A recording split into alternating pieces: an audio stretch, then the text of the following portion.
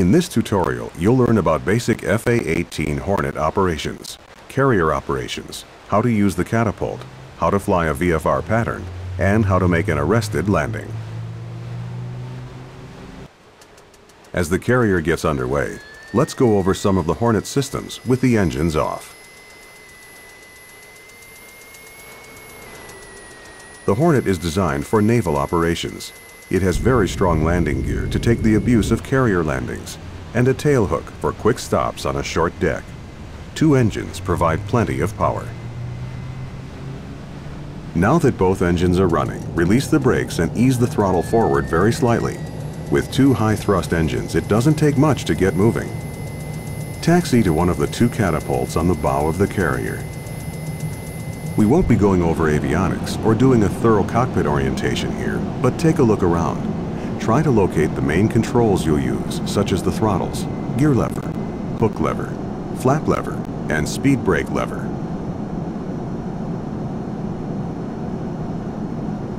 We'll fly a left-hand traffic pattern. The standard VFR pattern from a carrier is flown at 600 feet and 150 knots. But in this tutorial, we'll fly it at 2,000 feet and 200 knots to make it a little easier. When you're near a catapult, lower the launch bar with the controls in the cockpit. Then press Shift-I to attach and arm the catapult. Be sure the brakes are off. Release the brakes. Lower the flaps to takeoff position by pressing the F7 key once. When you're ready to go, advance the throttles to full military power. You don't need afterburner to take off using the catapult. Press Shift Spacebar to launch.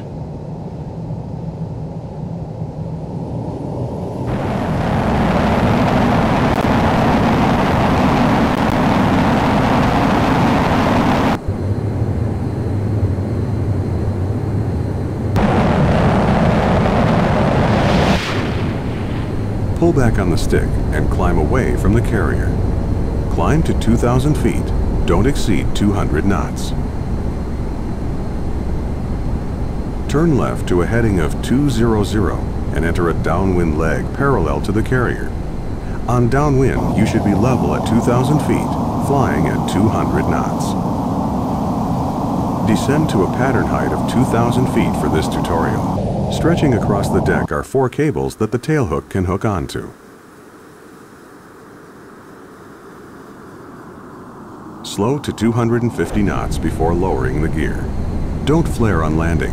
Just fly the aircraft directly onto the deck in a tail-low attitude.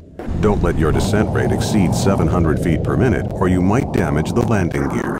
Slow down to 200 knots. Use the speed brake to slow down.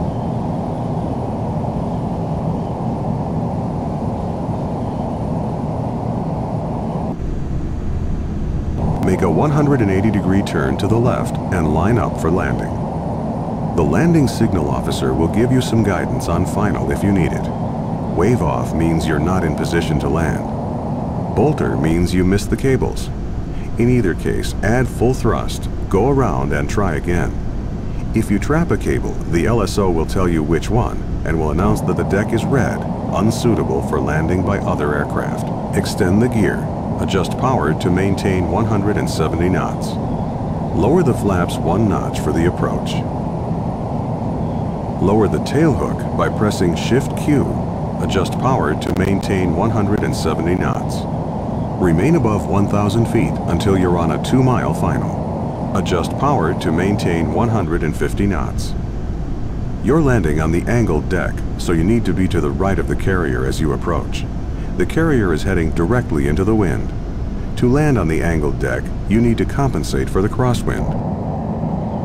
You should be able to see the top of the deck throughout your approach. If you can't see the deck, you're too low.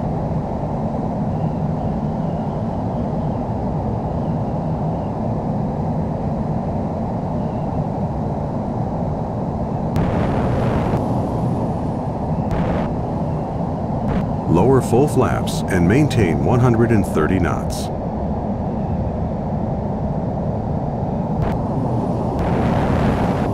Adjust power to maintain 130 knots. Slow to 130 knots for the final approach.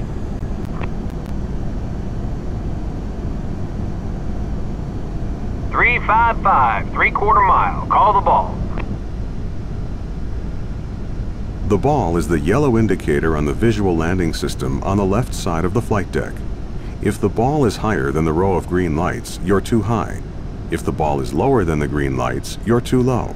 If the ball is red, you're dangerously low.